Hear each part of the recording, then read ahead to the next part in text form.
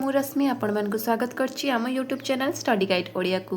आज डीएससी पिला मानक पई बहुत खुशी खबर अछि काइना डीएससी पिला माने जो माने जनवरी 2025 रो बैच थिले सेमानकर रिजल्ट पब्लिश हे सारछि। आगुर हमर असाइनमेंट रो रिजल्ट पब्लिश हेतला किंतु वर्तमान हमर थ्योरी रो रिजल्ट भी पब्लिश हे सारछि। जेमिति आपण देखुथिबे एठी असाइनमेंट रिजल्ट अछि आ आपनकर थ्योरी रो रिजल्ट भी पब्लिश हे सारछि। आपण केमिति कोन चेक करिवे सेटा मु संपूर्ण ए वीडियो रे कहिबी। आपण माने वीडियो को फर्स्ट रो एंड पर्यंत देखंतु और आम चैनल टी को लाइक शेयर और सब्सक्राइब कर दियंतु। चलतु स्टार्ट करिबा। प्रथमे आपण आपणकर जो मार्क चेक करिया पई आपण कोन करिवे आपण प्रथमे गूगल को जिवे।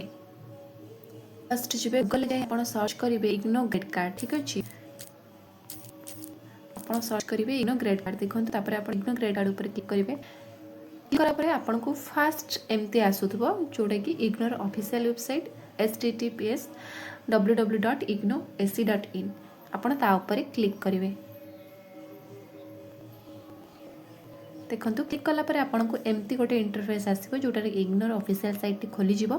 आपणकर एठी तळकु तळु आसीबे देखिबे एठी अछि term end exam result grade card reevaluation आपण मारिबे ग्रेड कार्ड ऊपर। ग्रेड कार्ड ऊपर मारला परे ग्रेड कार्ड स्टेटस फॉर रे आपण सिलेक्ट करिवे आपणकर प्रोग्राम कोन या भितर कोडा आपणको प्रोग्राम नै आपण मारिवे फॉर अदर प्रोग्राम्स ऊपर। तापर आपण मारिवे प्रोग्राम रो कोड माने आपण को प्रोग्राम करथिले हमर जेहेतु डीएससी हमें डीएससी मारिबा।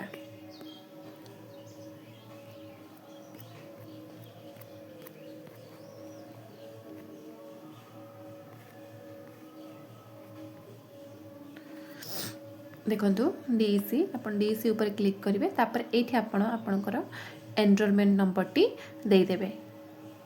एनरोलमेंट नंबर देई साइला परे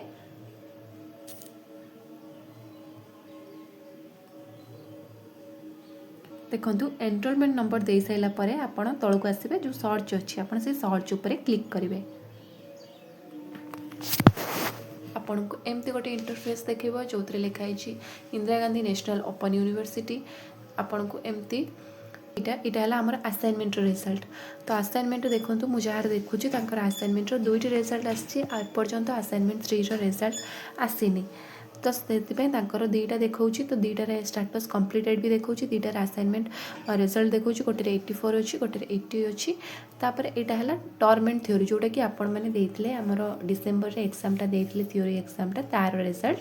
तो सेथिरे भी तांकर दुईटा कंप्लीटेड देखौची आ लास्ट टा डीसी 3 टा भी तांकर थ्योरी रिजल्ट आसे सारची। तो देखिबे बहुत भल मार्क रहिछि तांकर। तो आपण मानकर भी केते कोन मार्क रहिछि आपण माने निहाती कमेंट माध्यम रे जणेबे आ हम क्लास हेल्पफुल हेतले कि नै ता भी जणेबे। आ गोटे कथा जो मानकर रिजल्ट शो करनी जेमिति एंकर रिजल्ट गोटे असाइनमेंट रिजल्ट शो करनी से माने कोन करिए ना तो फर्स्ट तो वेट करि परिबे जदि आपण चाहउछन तो वेट करि परिबे 10-15 दिन कहिना इग्नो एमती ही करे किछि रिजल्ट आसे तापर पुणी लेट रे आ किछि रिजल्ट अपडेट करे तो आपण 10-15 दिन वेट करंतु देखिबा रिजल्ट डीसी 3 रो प्राय तो रिजल्ट आसी पारे किबा जो मानकर गोटे देखौछि दुईटा असाइनमेंट रो स्टेटस देखौनी तो से मानकर भी आसी पारे।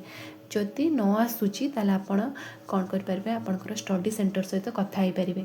स्टडी सेंटर सहित कथा हुंतु आ ग्रीवियंस देला बेलु तो किछि तो होउनी जानिथिबे मु आपन को कहितली ग्रीवियंस देला बेलु तांकर रिप्लाई भी सेम आछी जे आपन केवल असाइनमेंट मार्क चेक करंतु ग्रीवियंस रो से माने किछि ठीक ठाक सेमती रिप्लाई दउ नाहंती सॉल्व केमती कोन करिवे। तो आपण माने डायरेक्ट स्टडी सेंटर सहित कथा हुंतु स्टडी सेंटर सहित कथा हुंतु किबा वेट करंतु देखंतु वेट करंतु 10-15 दिन जदि रिजल्ट न आछी ताले हमें देखिबा आ कोन व्यवस्था करि हबो।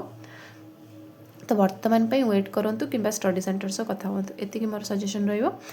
तो ये थिला आपनकर डीसी रो असाइनमेंट आउ हमर थ्योरी रो रिजल्ट। मु आशा करिबी आपन मानको समस्तकर बहुत भलो रिजल्ट हेतिबो। आउ जदि कहार किछि भी प्रॉब्लम अछि तो आपण माने जणेबे कहार रिजल्ट किछि प्रॉब्लम अछि तो कमेंट माध्यम रे निहाती जणेबे आउ निजर स्कोर जणेबे।